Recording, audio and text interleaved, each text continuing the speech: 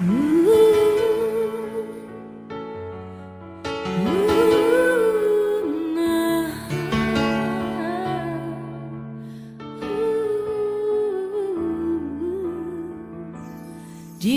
de glória e honra, levantamos nossas mãos para te adorar.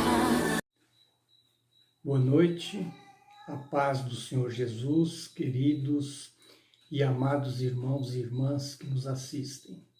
Sou o pastor João Wesley, da Igreja Unida em Cocos, congregação em Água do Carmo, e sinto-me honrado em estar nesta programação. Agradeço ao Senhor por este privilégio e também ao pastor Márcio, superintendente da região de Cocos, Bahia, e pastor presidente da Igreja Unida em Cocos. Agradeço aos pastores, corpo de obreiros e todos os membros que compõem esta superintendência, bem como a todos os demais que assistem neste momento esta programação. Amados, hoje falaremos sobre um assunto importantíssimo para a Igreja de Cristo. Assunto este que, infelizmente, não tem sido levado a sério por muitos. Talvez até por falha de nossa parte, nós pastores. O que estou querendo dizer é que devemos ensinar aquilo que está determinado na palavra de Deus. Muitas vezes, por falta de conhecimento ou até mesmo por cacuetes espirituais. Pastor, o que é isso? Eu vou explicar. Às vezes tentamos simplificar tanto o Evangelho ou queremos florear os ensinamentos que cometemos deslizes. A palavra do Senhor é uma palavra de conforto, mas também é uma palavra de confronto. Quantas vezes ouvimos falar, ou até mesmo falamos, aceite Jesus e sua vida será transformada. É uma verdade sim, mas e depois? Estamos preocupados com essas pessoas que aceitaram a Jesus Cristo? Para vocês que estão dizendo comigo não é assim, pensem. Quantas pessoas ganhamos para Jesus e simplesmente devolvemos para o inimigo? E eu também me incluo nesse grupo. E qual a estratégia que adotamos? Cultos de libertação. Vejam, em um culto de libertação, 90% ou mais são crentes. Deveriam estar neste culto?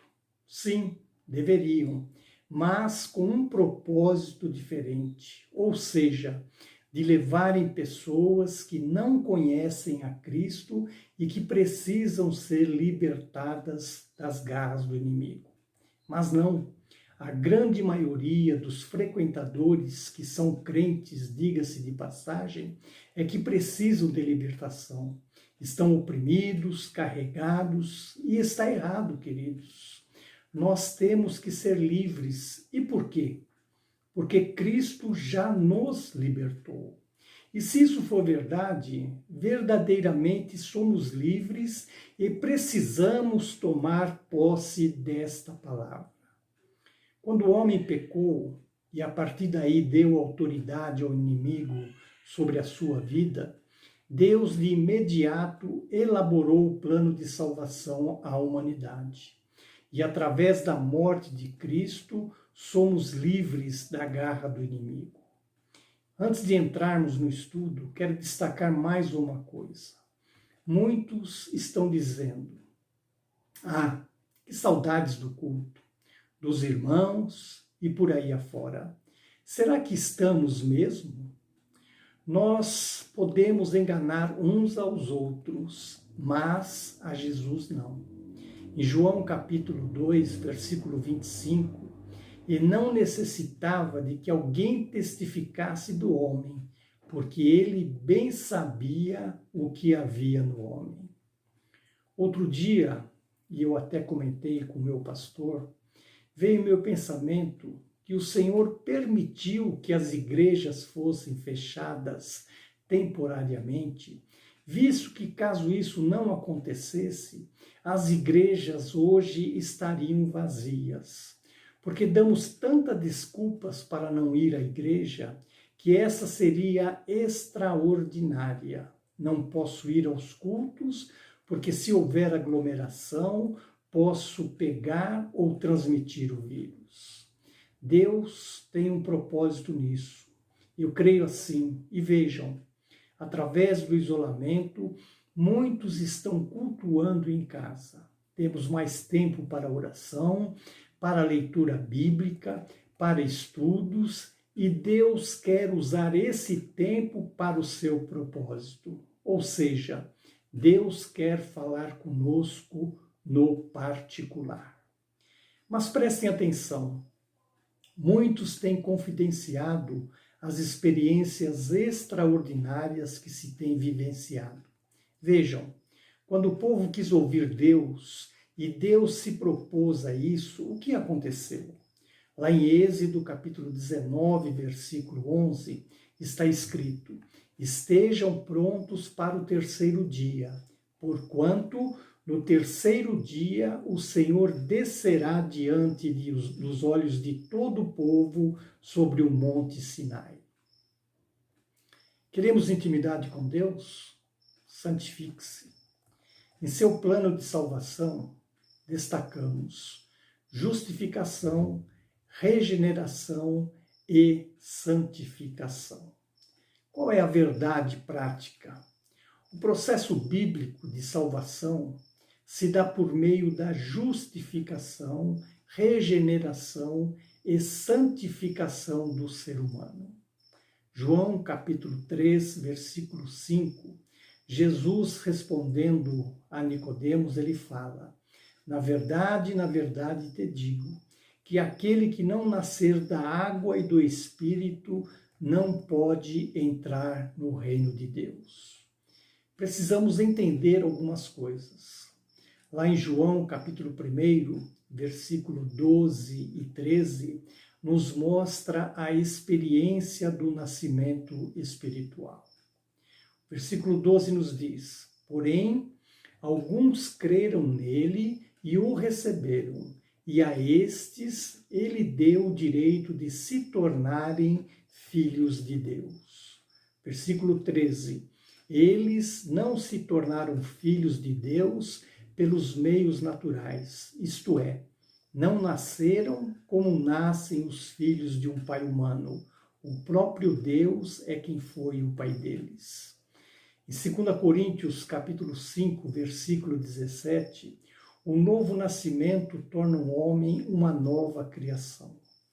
Quem está unido com Cristo é uma nova pessoa. Acabou-se o que era velho e já chegou o que é novo. 1 João, capítulo 3, versículo 1 e 2, diz que quem nasce de novo verá a glória de Deus. Vejam como é grande o amor do Pai por nós. E o seu amor é tão grande que somos chamados de filhos de Deus e somos de fato seus filhos. É por isso que o mundo não nos conhece, pois não conhecem a Deus. Versículo 2. Meus amigos, agora nós somos filhos de Deus, mas ainda não sabemos o que vamos ser.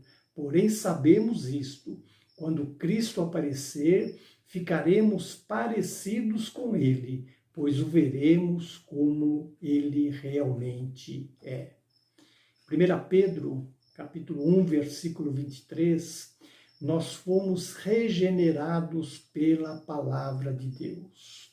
Pois vocês, pela viva e eterna palavra de Deus, nasceram de novo como filhos de um Pai que é imortal e não de pais mortais. Romanos capítulo 6, versículo 23, que trata sobre o novo nascimento, nós fomos mortos para o pecado e vivos para Deus. O versículo de número 23 nos fala: pois o salário do pecado é a morte, mas o presente gratuito de Deus é a vida eterna. que temos em união com Cristo Jesus, nosso Senhor. Colossenses capítulo 3, versículo 9, nós temos que nos despedir da prática do pecado. Não mintam uns para os outros, pois vocês já deixaram de lado a natureza velha com os seus costumes. Precisamos entender esse processo. O processo de salvação na vida do crente se dá em 3 aspectos: na justificação outorgada por Deus, na regeneração operada pelo Espírito Santo e na santificação, como consequência de uma vida com Cristo. Todo esse processo é alcançado pela fé na crucificação, morte e ressurreição de Cristo Jesus, nosso Senhor. A natureza da justificação evoca a ideia de um tribunal jurídico em que pesam terríveis e verdadeiras acusações contra nós, mas que por meio do sacrifício expiatório e substitutivo de Cristo se tornaram nulas. Assim, somos declarados inocentes, pois nossa condenação foi substituída pela pena paga por Cristo na cruz. É um ato gracioso e amoroso de Deus para nós, sem interferência dos méritos humanos, cabendo ao homem somente crer mediante a fé na obra que Jesus operou. Entretanto, cabe ressaltar que a fé é um meio instrumental para nos unir a Cristo, o nosso justificador, e não a causa da justificação. Logo, a justificação tem como consequência direta o perdão dos pecados, a reconciliação do pecador com Deus, a segurança da salvação e a santificação da vida. A necessidade da justificação é para que nos encontremos justos e santos diante de Deus, a fim de que sejamos participantes das bênçãos da salvação e para que o inimigo não acuse dos pecados que Cristo já perdoou.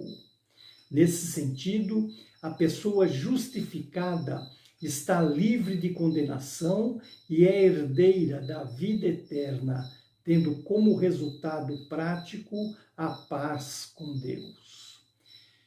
A justificação, ela tem que ser através de Cristo. Nós, de hipótese alguma, poderemos nos auto-justificar. Quando nós reconhecemos a necessidade da justificação, somos alcançados por ela.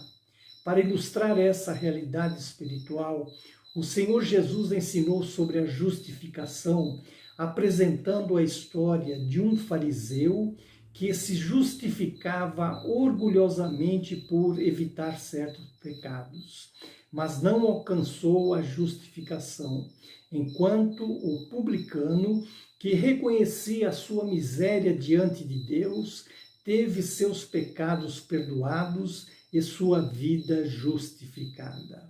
Nesse aspecto, a justificação não se refere ao esforço humano por pureza ou santidade, mas ao estado de retidão diante de Deus por meio de Jesus, o justo que morreu tomando sobre si todas as acusações contra nós.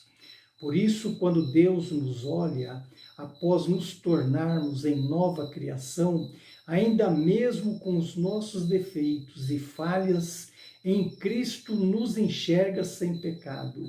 Assim, o pecador é justificado pela graça de Deus somente, jamais por méritos pessoais.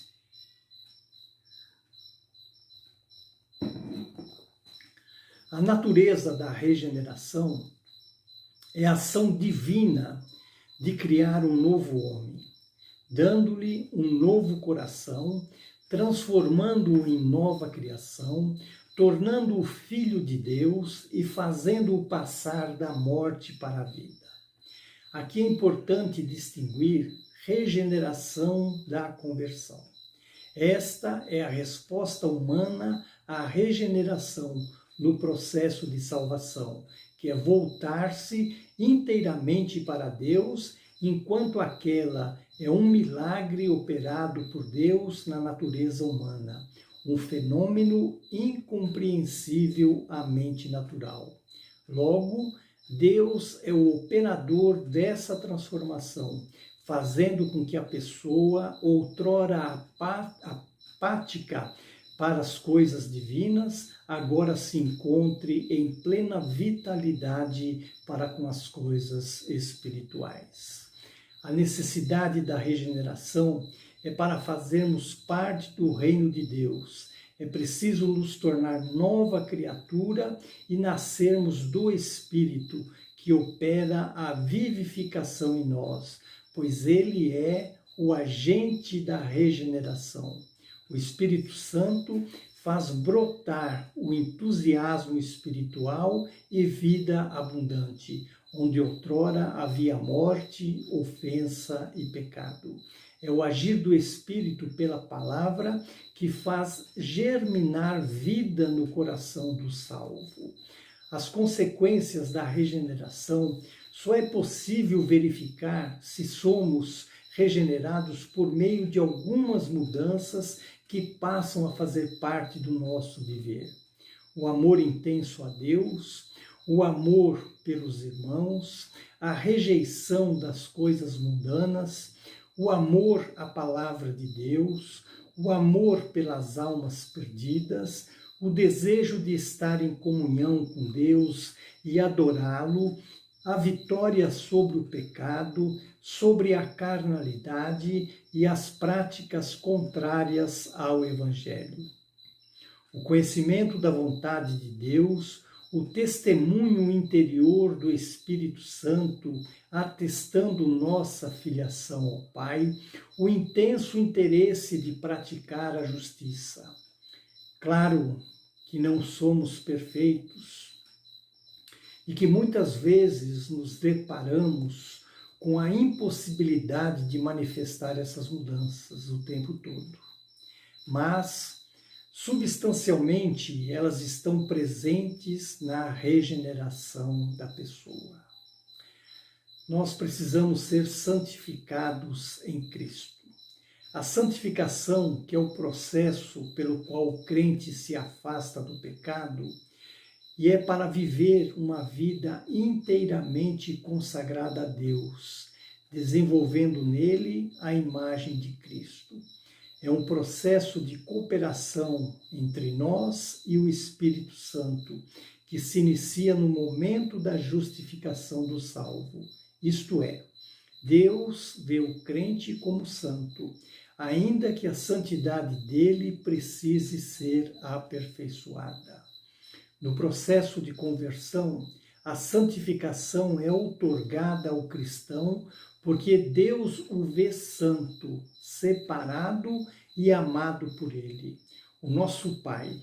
Nesse sentido, estamos firmados em Cristo e os pecados não têm mais lugar em nossas vidas. Tem que ser um esforço pessoal e as Escrituras revelam que devemos almejar e priorizar a santificação, pois nossa natureza pecaminosa insiste em resistir a esse processo. Deus anela pela santificação dos seus filhos, não por capricho divino, mas porque o pecado nos fere de morte e o nosso Pai de amor não quer ver os seus filhos feridos, mortos no pecado. Por isso, contraria sua natureza amorosa. Ele enviou o seu Filho para nos libertar do pecado, a fim de vivermos uma vida santa. Então, o nosso desafio de sermos santos, às vezes achamos que podemos ser continuamente bons e santos, Mas, na verdade, a nossa meta deve ser essa, mas não podemos deixar de reconhecer que somos simultaneamente justos e pecadores, ou seja, em Cristo, Deus nos vê absolutamente santos. No entanto, em relação à nossa natureza inclinada ao pecado, nossa santificação sofre reveses. Por isso, é exigido um esforço pessoal e dependência contínua do Espírito Santo para sermos santos. Convém que todos nós, como pessoas justificadas, regeneradas e santificadas, demonstremos ao mundo perdido, por meio das consequências positivas que esse processo de salvação traz sobre nossa vida, que somente Jesus pode salvar e transformar o pecador. E a santificação é tão importante que o escritor aos Hebreus, no capítulo 12, versículo 14, nos diz: segui a paz com todos e a santificação, sem a qual ninguém verá o Senhor. Mas como buscar esta santificação? Somente através da separação espiritual é que poderemos buscar essa santificação. Em 2 Coríntios, capítulo 6, versículo 17 e 18, nos diz: pelo que sai do meio deles, e apartai-vos, diz o Senhor, e não toqueis nada imundo, e eu vos receberei, e eu serei para vós pai, e vós sereis para mim filhos e filhas, diz o Senhor Todo-Poderoso. O conceito de separação do mal é fundamental para o relacionamento entre Deus e o seu povo. Segundo a Bíblia, a separação abrange duas dimensões: a separação moral e espiritual do pecado e tudo quanto é contrário a Jesus Cristo, a justiça e a palavra de Deus. Depois, a cercar-se de Deus em estreita e íntima comunhão, mediante a dedicação, a adoração e o serviço a Ele. O povo de Deus deve ser santo, diferente e separado do mundo, a fim de pertencer exclusivamente a Deus. Uma principal razão por que Deus castigou o seu povo com desterro na Síria e Babilônia foi obstinado apego à idolatria e ao modo pecaminoso de vida dos povos vizinhos. Deus ordena a separação entre o crente e o sistema mundial corrupto e a transigência ímpia. Precisamos estar atentos àqueles que na igreja pecam e não se arrependem dos seus pecados. Os mestres, igrejas ou seitas falsas que aceitam erros teológicos e negam as verdades bíblicas. Nossa atitude nessa separação do mal deve ser de ódio ao pecado, à impiedade e à conduta de vida corrupta do mundo, oposição à falsa doutrina e amor genuíno para com aqueles de quem devemos nos separar. Nosso propósito na separação do mal é que nós, como povo de Deus, perseveremos na salvação, na fé e na santidade. Vivamos inteiramente para Deus como nosso Senhor e Pai e convençamos o mundo incrédulo da verdade e das bênçãos do Evangelho. Quando corretamente nos separamos do mal, o próprio Deus nos recompensará, acercando-se de nós com sua proteção, sua bênção e seu cuidado paternal. Ele promete ser tudo o que um bom pai deve ser.